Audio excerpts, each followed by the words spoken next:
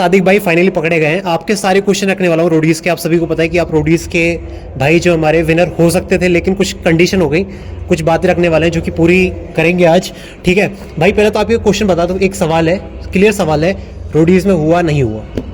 देखो शुभ्रांत भाई, जनता भी बहुत कंफ्यूज है और भाई लोग भी बहुत कंफ्यूज है। साफ साफ बोल देता हूँ कि मेरा 4 ऑडिशंस में एक में भी नहीं हुआ है। अच्छा। ठीक है ना, और ये सच वाली बात है, देख लेना आप लोग, ऐसे झूठ वाली बोलने की कोई जरूरत नहीं। भाई 4 जगह ऑडिशन हुए थे, जिनको पता उनको पता ही है। भाई एक्सपीरियंस बता दो पहले। तो पहला सवाल ये है कि 4 जगह सबको पता है कि 4 जगह हुए थे। सबसे ज़्यादा जो ऑडियंस थी, मतलब कहाँ के जो लौंडे थे वो तकड़े लगे आपको? भाई देखो, 4 जगह ऑडिशंस होते हैं, सबको पता है। हाँ। और सबसे पहला ऑडिशन था हमारा दिल्ली में। ठीक है। और दिल्ली की जो भीड़ थी, भीड़, कंपटीशन, हर चीज़ टॉप नॉच था और सबसे तगड़े कंपटीशन ही वही था। मुझे जो पर्सनल लगा, मैं खुद 10 बजे, सुबह 8 या 10 बजे लाइन में लगा था। रात को 1 बजे मेरा ऑडिशन हुआ था, सोचो 1 बजे, और रात के 5 बजे तक ऑडिशन चले थे। सुबह 7-8 बजे तक तो कॉल्स आ रही थी आपको GD1 क्लियर होने की। तो जो कंपटीशन था सबसे तगड़ा मुझे लगा दिल्ली में, बिकॉज नंबर वाइज भी बहुत ज़्यादा थे और वहाँ पर जो टफ रहता है कंपटीशन, लड़कियों में भी और लड़कों में भी। तो अगर मैं चारों ऑडिशंस को देखूं तो मेरा सबसे ज़्यादा जो टफ रहा है दिल्ली रहा है। और सबसे हल्का कहाँ रहा हुआ है? सबसे हल्का हैदराबाद था। अराउंड 1000-1500 लोग भी नहीं, 1500 लोग भी नहीं थे। हैदराबाद में बहुत अच्छा चांस था क्लियर करने का, बट अनफॉर्चुनेटली नहीं हो पाए कुछ वजह की वजह से। मैं आपको डिटेल में बताऊंगा आगे सब चीज़ें। तो चलो भाई स्टार्ट करते हैं दिल्ली से, क्योंकि दिल्ली का सबसे पहले हुआ था। क्या हाँ। तारीख थी दिल्ली की? दिल्ली की यार तारीख में भूल गया यार। 18 थी शायद, 17 या 18 थी, अक्टूबर ऐसे थी। ठीक है, तो पहले बताओ कि पहला एक्सपीरियंस कैसा था लाइन में खड़े होने का, और पूरे दिल्ली के कंपटीशन में क्या क्या हुआ? भाई दिल्ली वाला जो ऑडिशन था ना, मैंने पहले से ये प्लान किया था। मैंने अपनी वीडियोस के थ्रू ही बताया, जो वीडियोस देखते हैं उनको पता है कि मैंने इस आराम से बोला था कि आप आराम से जाओ, लाइन में लगो और 8-10 बजे तक लाइन में लगना, कोई दिक्कत वाली बात नहीं है। बिकॉज मुझे ये लगा था कि इतनी भीड़ नहीं होगी। बट रणविजय सर वापस आए हैं एल्विश की वजह से, क्योंकि एल्विश का उधर बहुत तगड़ा होल्ड है। ठीक है, तो जब मैं आराम से अराउंड 9:30 के आसपास गया तो वहाँ पर ऑलरेडी 4-5 लोग, 1000 लोग थे वहाँ पर। मैं देख के हैरान हो गया, मैंने कहा ऑलरेडी इतने लोग हैं यार। तो जो भीड़ थी ना वो कंट्रोल भी नहीं हो पाई, गेट बहुत टूटे, वहाँ पर लड़ाई झगड़ा बहुत हुआ। एक और चीज़ बहुत गलत हुई है वहाँ पर, ऐसा करना नहीं चाहिए। जब जो भी अगले साल ऑडिशंस दोगे, मैं हमेशा ये बात बोलता हूँ कि लड़ाई झगड़ा तोड़ फोड़ से कुछ नहीं होता, हमें ही प्रॉब्लम होती है, उससे लेट हो जाते हैं। तो जो वहाँ के गेट थे वो तोड़ दिए गए थे लड़कों ने, और जो रजिस्ट्रेशन टेबल होती है ना वो भी तोड़ दिए थे। सोच, फॉर्म सब उछल पुछल हो गए थे, इधर उधर हो गया था सब, इतनी दिक्कतें हुई है ना, तभी हमारा बहुत लेट तक हुआ था ऑडिशंस। और उस वजह से ना फिर लोग ना जो लास्ट में ऑडिशंस होता है वो सफ़र करते हैं, बिकॉज GD में ना उनको इतना टाइम नहीं दिया जाता, बिकॉज ऑडिशंस भी कंप्लीट करने सबके, इतनी ज़्यादा पब्लिक आ रखी है। तो ओवरऑल एक्सपीरियंस दिल्ली का मेरा बहुत अच्छा नहीं रहा। मेरा दिल्ली का 1 बजे ऑडिशन हुआ, मेरे GD रूम में 30 लोग थे।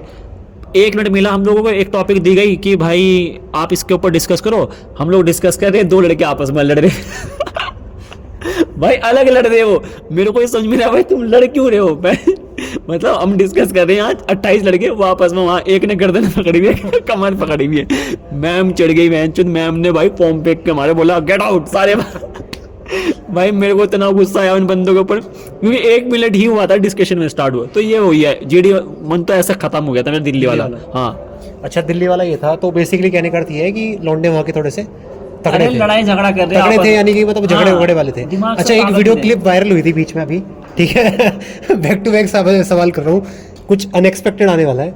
एक वीडियो क्लिप वायरल हुई थी, ठीक है, समझ में नहीं आ रहा क्या पूछने वाला है। मन्नू चौधरी, ठीक है, तो भाई की कुछ लड़ाई हो गई थी, क्या है मतलब कुछ पता है उसके बारे में? क्योंकि आप भी शायद वहीं थे और दिल्ली में हुई थी शायद। हाँ। क्या क्या था वो झगड़ा? चलो इस बात के ऊपर थोड़ी सी हल्की सी थोड़ी सी वो डाल देते हैं रोशनी। बाकी जो सच है वही बताऊंगा यार। देखो मन्नू चौधरी तो आप जानते ही होगे, सब पावर लिफ्टर है एंड सोशल मीडिया पर काफी फेमस भी है। तो भाई भी आ रखा था अपना ऑडिशन देने के लिए, और मेरे से पहले GD थी उसकी। जब एक्चुअल में ये कांड हुआ था ना, मैं खाना खाने जा रखा था बाहर, जहाँ पर कैंटीन लगी हुई थी। जब मैं वापस आया तब मुझे सुनने में आया, मैंने अपनी आंखों से तो नहीं देखा, कुछ वीडियोस भी देखी बाद में, उसके GD में ना कुछ इशू था। मतलब देखो क्या होता है ना, जब आप ऑडिशन देने जाते हो ना GD में, आपको एक वो दिया जाता है, एक टाइम दिया जाता है 30 सेकंड के लिए, 30 सेकंड के लिए कि आप अपने आप को 30 सेकंड में इंट्रोड्यूस करो।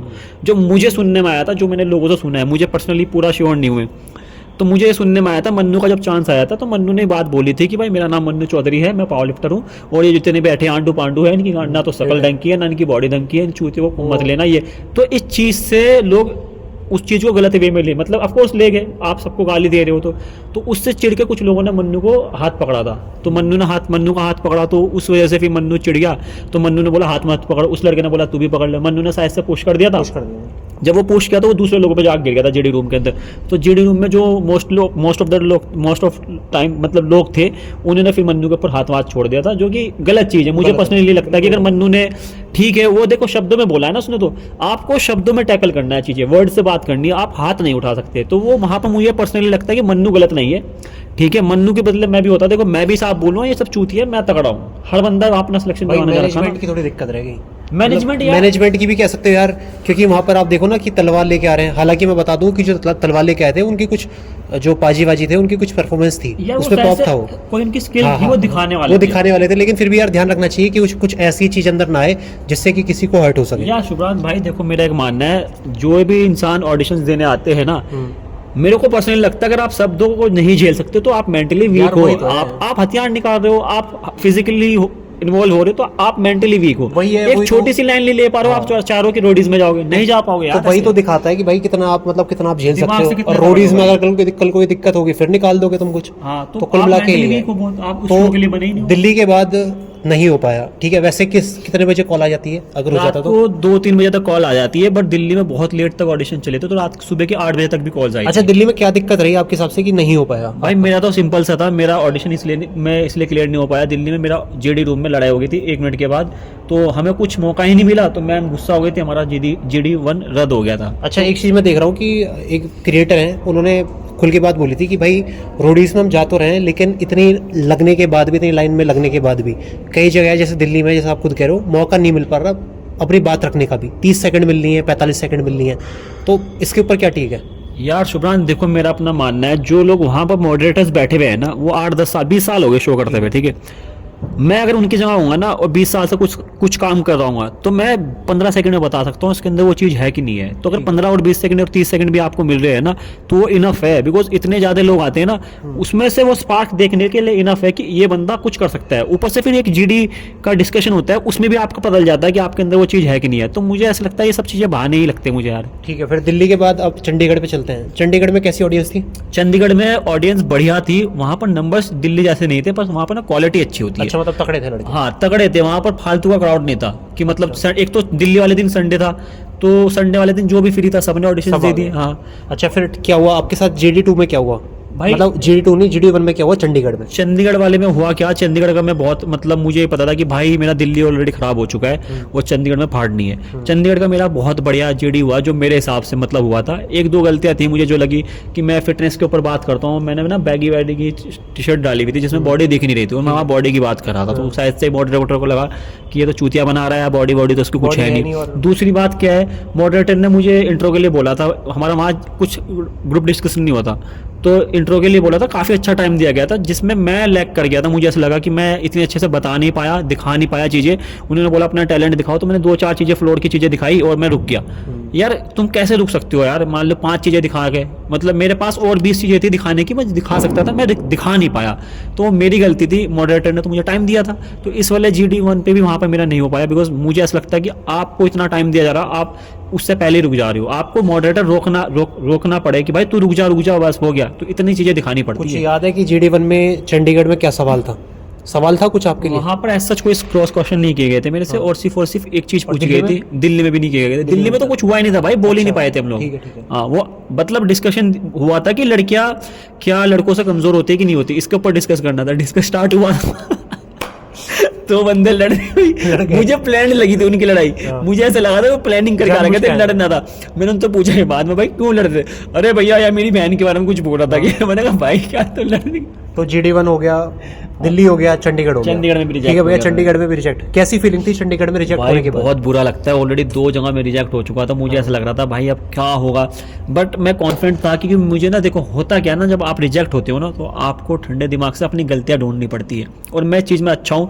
मैं अपना गया वापस, मेरे पास 2 दिन थे, मैंने अपने लूप होल्स ढूंढे कि मेरे ऑडिशन में क्या गलतियाँ की है, वही लूप होल्स मैंने कनेक्ट करे और एक अच्छा इंट्रो तैयार करा हैदराबाद के लिए। हैदराबाद जब मैं गया बहुत कॉन्फिडेंट था, एक तो बहुत कम लोग थे वहाँ पर, कंपटीशन बिल्कुल नील था वहाँ पर, ऐसे वही लोग थे जो दिल्ली और चंडीगढ़ से रिजेक्ट होकर रखे थे, तो ऑलरेडी वहाँ पर इतना कंपटीशन नहीं था। तब मैं हैदराबाद गया, तो मेरा हैदराबाद वाले ऑडिशन में लक अच्छा नहीं था। लक जब भी खराब होता है, देखो ऐसे भी हो सकता है, जिन्होंने चंडीगढ़ में मेरा सर ने GD1 लिया था, वही सेम सर हैदराबाद में थे, और जैसे ही मैं पहुंचा उन्होंने साहब बोला, अरे भाई तू यहाँ भी आ गया, परसों तो तू रिजेक्ट हो गया है।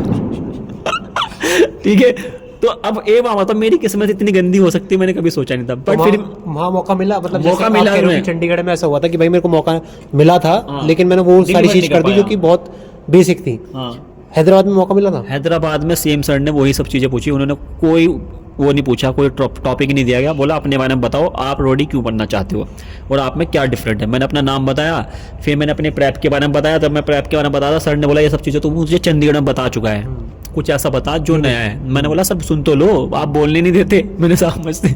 उसने बोला चल बोल भाई, सर ने बोला बोलो, मैं अपना बोलता रहा, सर अपने में मतलब वो इंटरेस्टेड नहीं थे, क्योंकि उन लोगों ने 2 दिन पहले ही मेरी प्रोफाइल रिजेक्ट करी है, तो यार क्यों इंटरेस्टेड हो गए। तो मैं अपना बोला, मैंने 5-6 मिनट बोला, पर सर ने कुछ नहीं सुना। तो मैं श्योर था कि भाई जब सुना ही नहीं तो क्यों कॉल आने वाला है, तो वो मेरा लक वहाँ बेकार था, तो इसलिए वहाँ पर भी नहीं हो पाया। हैदराबाद में भी। हैदराबाद में भी। अच्छा, फिर लास्ट भैया लास्ट ऑप्शन था कि पुणे, मतलब Last पुणे में तो ऐसा पुणे होगा में कि भाई बस हो ही जाए तो बढ़िया है।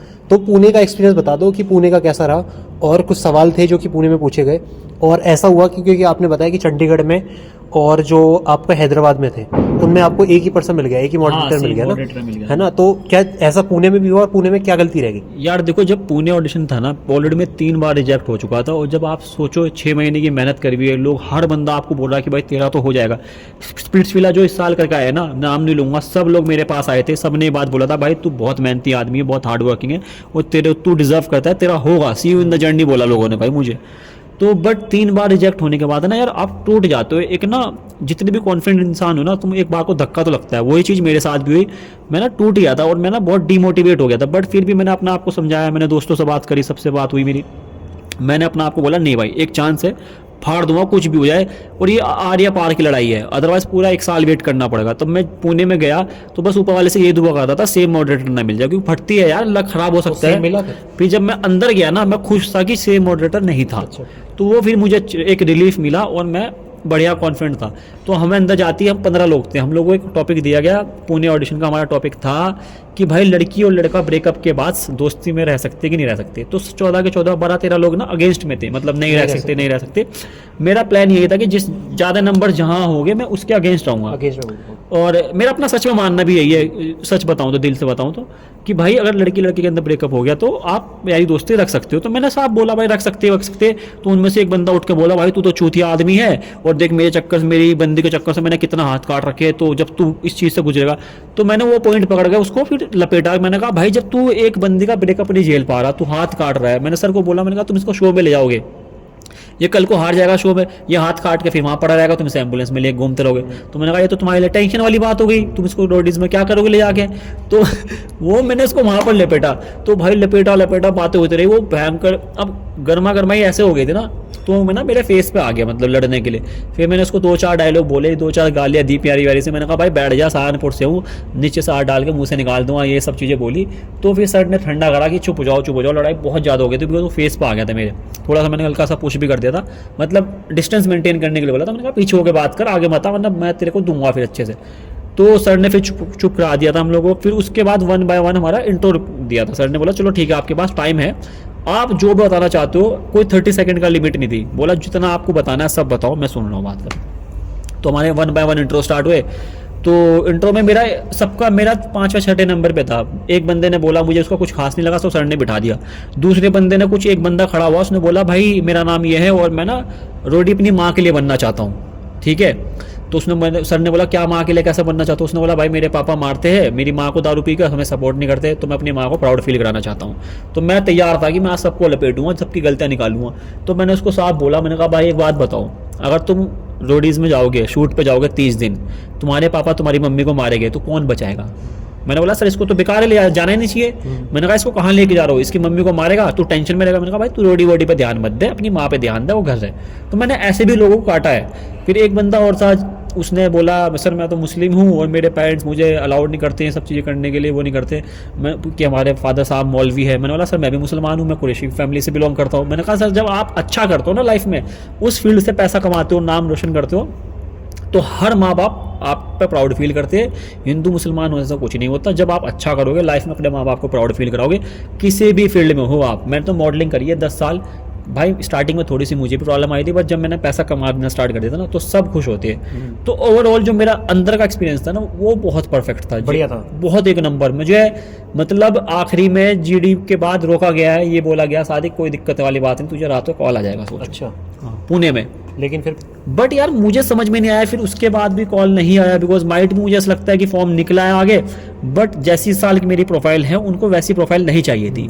Will they must be looking something different, कि उनको थोड़ा डिफरेंट कैरेक्टर्स चाहिए थे, क्योंकि एक शो जब बनता है ना अलग अलग कैरेक्टर्स डाले जाते हैं शो के अंदर। ऐसे नहीं कि सारे फिटनेस वाले डाल दिए, सारे तगड़े डाल दिए, ऐसा शो नहीं बनता। शो तब अच्छा कंटेंट देगा जब 20 लोग अलग प्रोफाइल के होंगे, तब डिफरेंट लोगों को डालोगे। एक जैसे लोगों को डाल दिए, फिटनेस वालों को डाल दिए, वो तो जेल अप कर जाएगा इजीली।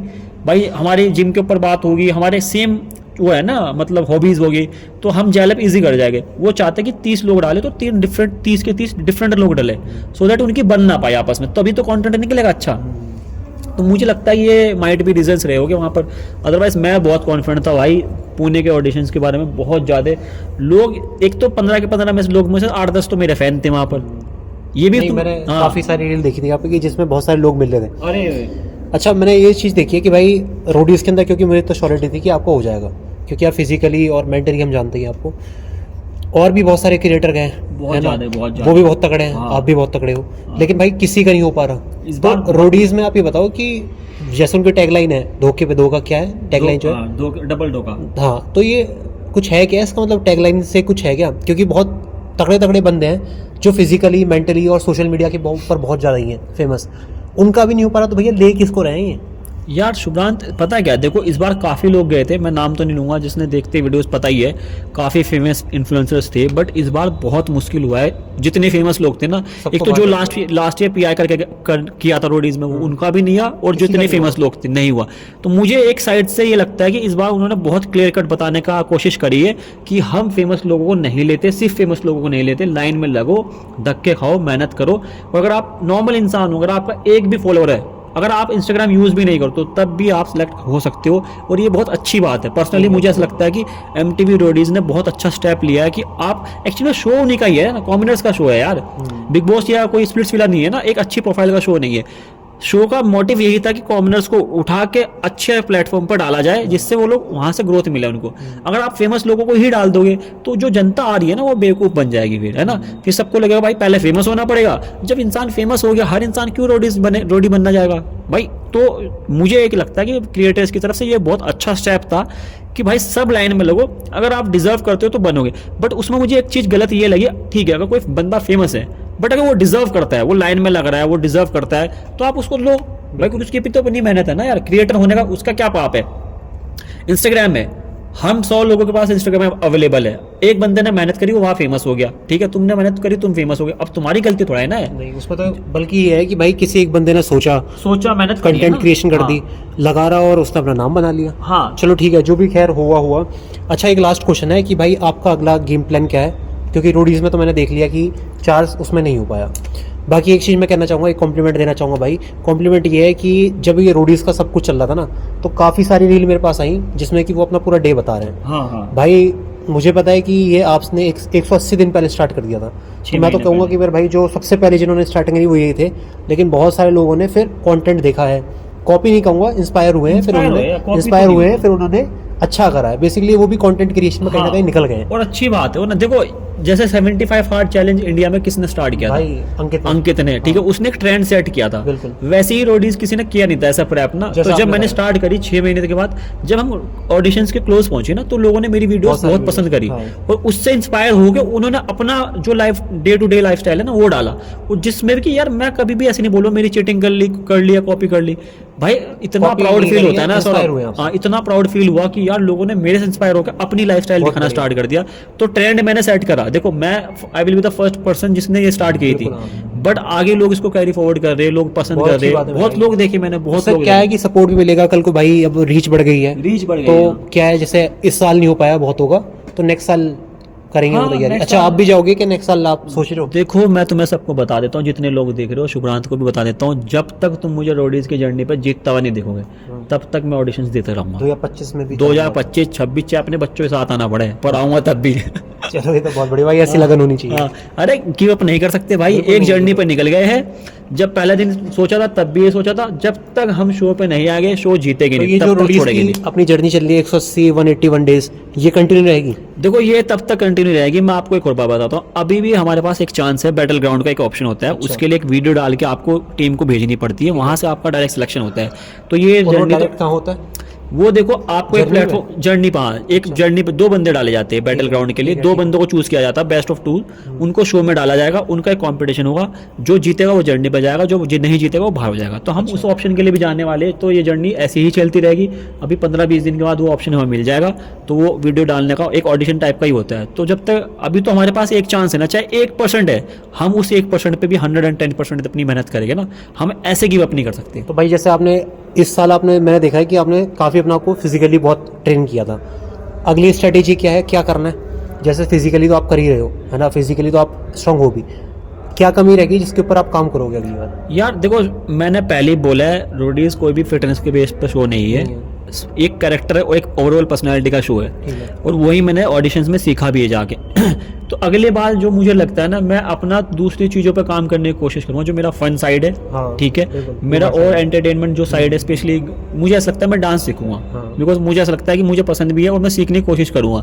तो दूसरी चीज़ें देखो, फिटनेस भी बहुत इंपॉर्टेंट है। अगर आपको शो जीतना है, आपको फाइनलिस्ट बनना है, तो आप अगर फिटनेस में तगड़े हो तभी जा पाओगे, अदरवाइज नहीं जा पाओगे। और मेरा हमेशा से एक एम था कि मुझे शो जीतना है, मुझे सिर्फ कम्पीट नहीं करना है, शो में जाना नहीं है। शो में जाना एक अलग चीज़ है, शो जीतने की माइंडसेट से आना एक अलग चीज़ है। तो शो जीतोगे तभी जब आप तगड़े होगे फिटनेस में, ये तो पक्का है। अगर आप फिटनेस में तगड़े नहीं हो तो नहीं जीत सकते शो। पूरी हिस्ट्री उठा कर देख लो, वही लोग चाहिए भाई, फिटनेस तो चाहिए ही। अगर अब फिटनेस के साथ साथ ऐसा है कि लोग जैसे जिम करते हैं, ठीक है, रोडीज के लिए जिम कर रहे हैं, बस भाई वो इनफ नहीं होगा शायद, ठीक है। उसके अलावा बहुत सारे जो अपने आर्ट है ना, वो अपने अंदर डालनी पड़ेगी। चीजें ऐड और करो। कुछ जैसे आपका म्यूजिक हो गया, म्यूजिक में तो खैर ऊपर से ही होता है, शायरी ठीक हो है, गई, शायरियाँ वगैरह हो गई, और डांस हो गया, इनको भी ऐड ऑन करना चाहिए। स्टैंड अप कॉमेडी हो गई, ये सब चीजें होना चाहिए, फनी पार्ट भी होना चाहिए यार, बिकॉज 24 घंटे ही तो रहना है, आप टास्क करते आपको रहोगे। बेसिकली क्या है कि अगर लड़के बैठे हुए हैं, मेरा मानना यह है, जैसे 20-25 लड़के बैठे हुए हैं, कितने लड़के बैठते हैं उसमें सर्कल में? 10 से स्टार्ट होकर 30 तक भी जाते हैं। तो 30 तक मान लो, 30 लड़के बैठे हुए हैं, तो भाई जो बैठा हुआ है ना, मॉडरेटर जो भी है, ठीक है, उसकी नजर आपके ऊपर जानी चाहिए, कुछ ऐसा प्रेजेंट करना है आपको। बस हाँ, कुछ डिफरेंट होना चाहिए कि 30 लोग में आप क्या डिफरेंट है। अब 30 के 30 बंदे फिटनेस फ्री के, तगड़े तो सारे ही आ रहे हैं। हाँ तगड़े सारे हैं, फिटनेस वाले बंदे, तो अब फिटनेस वाले तो सब है, अब इनमें डिफरेंट एक बंदों को लेना है। अब इनमें से जो सब कुछ बेस्ट होगा ना, उसको लेते हैं फिर लोग, मुझे पर्सनली नहीं लगता। अच्छा, सवाल की बात करूं, जो तुम्हारा जीडी का फॉर्म था उसमें कैसे सवाल थे? सवाल थे कि अपना डार्केस्ट सीक्रेट बता दो, ठीक है, आपने किसी को धोखा दिया कि नहीं दिया। अच्छा, जो ये सवाल होते हैं इसमें जो फॉर्म में लिखवाए जाते हैं, ये इम्पैक्ट डालते हैं अपने GD1 में? बहुत ज़्यादा, क्योंकि वो लोग ना जब आप 1 by 1 इंट्रो दे रहे होते हैं ना, तो आपके फॉर्म पढ़ रहे होते हैं। जैसे मैंने एक सवाल था कि आपको कभी किसी ने धोखा दिया कि नहीं दिया है, तो मैंने लिखा था मैंने धोखा खाया है, मेरे 40 लाख रुपए का नुकसान हुआ था। तो जब मैं इंट्रो दे रहा था तो सर ने पूछा भाई ये 40 लाख का सीन क्या है, बताओ क्या कहानी है। फिर मैंने पूरी कहानी समझाई, ठीक है। एक सवाल ये था कि भाई आपने किसी इंसान के ऊपर, बड़े इंसान के ऊपर, बुजुर्ग इंसान के ऊपर हाथ उठाया कि नहीं उठाया। मैंने उसमें लिखा था हाँ उठाया, मैंने अपने चाचा को मारा है, ठीक है। तो उन्होंने पूछा ये चाचा को क्यों मारा था। तो ये सब चीज़ें पूछते हैं, ठीक है। तो आप अगर सवाल में अपने फॉर्म को अच्छे से फिल करोगे ना, तो आप ऑलरेडी अट्रैक्टिव पार्ट कर चुके हो कि लोग अट्रैक्ट होते हैं, मॉडरेटर अट्रैक्ट होते हैं, वो पूछते हैं कि भाई ये क्या कहानी है। अच्छा, एक लास्ट सवाल है मेरा और इसके बाद एंड करेंगे। डन। भाई जैसे रोडीज के अंदर नहीं हो पाया, ठीक है, उसके बाद काफ़ी लोग जो है ना, एक पर्टिकुलर कोई क्रिएटर था जिसकी वजह से कुछ हो गया था बीच में, आप सभी को पता है, जो कोर्स भेज रहे थे, हाँ। उसके जो सपोर्टर हैं आपके चैट बॉक्स में आ रहे हैं, कमेंट बॉक्स में आ रहे हैं, और वो हेट दे रहे हैं आपको। तो भाई उसके ऊपर क्या कहना है? जो हेटर्स हैं भाई, देखो सपोर्ट करने वाले 100 लोग हैं, लेकिन 10 लोग वैसे भी हैं जो कि हेट कर रहे हैं। 10 भी नहीं है, 5 तो हैं। तो 5 के लिए कुछ कहना चाहोगे, या कुछ है कुछ आपकी तरफ से मैसेज कि भैया ऐसा मत करो, क्या है, क्या चल रहा है? यार देखो सबको पता है दिग्विजय राठी के साथ थोड़ा पता है क्या हुआ था, वो मिसअंडरस्टैंडिंग की दिग्विजय की तरफ से। और मुझे पर्सनली लगता है उसने एक पॉइंट पे उस दिन मिसअंडरस्टैंडिंग हुई, वो चीज़ हमारी क्लियर हो गई। उसके बाद वो अपना काम कर रहा है, मैं अपना काम कर रहा हूँ। काफ़ी लोग ये कह रहे हैं कि भाई आपका नहीं हो पाया, तो उसके जो जितने भी फैन पेज हैं वो कर रहे हैं। हाँ, काफी लोग मुझे कमेंट कर रहे हैं कि कोर्स ले लेता तो भाई हो जाता। मैं अभी भी नहीं लूंगा भाई, और नहीं लूंगा यार, आपकी वो अपनी खुद की मर्जी है, आप मेरी अपनी मर्जी है। पर मेरा अपना ये कहना है, देखो मैं एक क्रिएटर है, फॉर एग्जांपल दिग्विजय है, उसके साथ मेरा कोई इशू हुआ छोटा सा, वो सॉल्व हो गया उसी टाइम पे। वो और मैं बहुत पॉजिटिव इंसान हूँ, वो अपनी लाइफ में अच्छा कर रहा है, मैं अपनी लाइफ में अच्छा कर रहा हूँ। बट उसके जो फैंस है ना, वो मुझे लगता है नेगेटिविटी फैलाने की कोशिश करे जस्ट बिकॉज ऑफ उसकी फैंस की वजह से। भाई वो मैं fans- दिग्विजय को हेट नहीं कर सकता, बंदे ने एक पॉइंट पे खत्म करी चीजें, वो लाइफ में खुश है, मैं खुश हूँ। फैंस का मैं कुछ नहीं कर सकता और मैं इनको जवाब भी नहीं देना चाहता और मैं दूंगा भी नहीं किसी को जवाब, पर्सनली बस मुझे ऐसा भाई लगता यही है। है कि जो कर रहे हैं हेट कमेंट करते हाँ। रहो, कोई बात नहीं, अगले साल देख लोगे आप, भाई और क्या देखो, पता बीच में देख लो आप रोडीज की ये जर्नी पे। वही लोग हैं 1-2 साल के अंदर ये फैन बने घूमेंगे मेरे, लिख के बिल्कुल, देता हूँ मैं तुम्हें। बिल्कुल पक्की बात है। हाँ, तो- ठीक है, तो भाई ये था पूरे सारे, कुछ कहना चाहोगे जाते जाते, प्लस कुछ है, कुछ टिप है जो कि देना चाहोगे? हालांकि आपका हुआ नहीं है ये बात अरे- है, लेकिन क्या होता है ना कि जैसे एक्सपीरियंस होता क्या है, मैं आपको ये बता दूं ना, क्योंकि मुझे पता है कमेंट में क्या आने वाले हैं अरे कि भाई इसका तो खुद नहीं हुआ, ये क्यों हाँ। ज्ञान दे रहा है। तो मैं फिर भी बता रहा हूँ भाई, एक बंदा 4 जगह गया है, ठीक है, इन्होंने कम से कम अपने 10 दिन गए हाँ, दिए 6 और महीने 10 दिन लगे। 6 महीने तो आपने वैसे उसमें दे दिए मेहनत करी, प्रिपरेशन हाँ। में, 6-10 दिन आप कम से कम लाइन में, 4 दिन तो लाइन में खड़े हुए हो, सीखता है इंसान, कई हाँ, घंटे खूब खड़े हुए हो, सीखता है। ठीक है, और बहुत सारे लोग आपने देखे हैं, बहुत तो ज़्यादा। उससे आप क्या सीखे, उससे क्या एक्सपीरियंस है, वो मैं आपसे पूछना चाह रहा हूँ।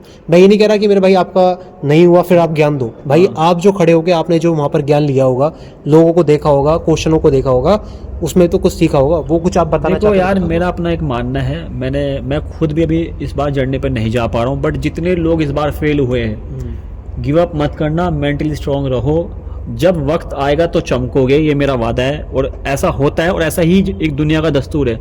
टाइम पे आपको वो चीज़ मिल जाएगी जिस पर आपने मेहनत करी। मैं अपना एग्जांपल देता हूँ, मेरे लिए पहले से ही विन विन सिचुएशन थी, मैं जर्नी पे जाऊँ या ना जाऊँ। ऐसे बहुत लोग हैं जो मेरे से ये चीज़ समझोगे, मैं बिना जर्नी पे जाए इतना प्यार कमा लिया है ना, मैं लिख के देता हूँ शुभांत, इस बार 30 लोग जर्नी पे जाएंगे, उतना प्यार कुछ लोग नहीं कमा पाएगा जितना मैं बिना जर्नी पे जाए कमा बिल्कुल लिया। भाई। तो आपकी जो मेहनत है ना वो कभी वेस्ट नहीं जाती। 6 महीने जो मैंने मेहनत करी है ना, वो मेरी लाइफ में, आने वाली लाइफ में वैल्यू ऐड करेगी ही करेगी। और फेलियर आपको बहुत चीज़ सिखाता है। हमेशा आप सक्सेस जब आपको अचानक से मिलती है ना, आप नहीं सीखते हो, इतना अच्छा नहीं झेल सीख नहीं पाते पाते हो, भाई। झेल नहीं पाते। जब आप फेल होते हो ना, फेलियर आपको सिखाता है। तो मेरा यही कहना है, जितने लोग देख रहे इस बार जिनका नहीं हो पाया, कोई दिक्कत वाली बात नहीं, आप मेहनत करो, अपनी गलतियां ढूंढो, लूप होल्स ढूंढो, कहाँ गलतियां करी, अगले साल और तगड़े होके जाओ हर फील्ड में, और इंशाल्लाह आपका हो जाएगा। चमकने वाला टाइम आएगा, चमकेगे, इतना चमकोगे कि हर जगह रोशनी रोशनी होगी तुम्हारे भाई नाम अगर की। नहीं होगा तो हो सकता है कि थोड़ा सा उनकी जजमेंट में थोड़ी दिक्कत होगी, थोड़ी सी आपके अंदर कमी होगी, बस, हाँ, तो बस आप अपनी तरफ के आप पूरा कर लो, उनकी जजमेंट ठीक ऑटोमेटिक हो जानी है, जब बस। आप में फुलफिलनेस हो जाएगी। बस। ठीक है, तो ये था मेरा पूरा सवाल भाई, उम्मीद है कि आपको ये सही लगा होगा।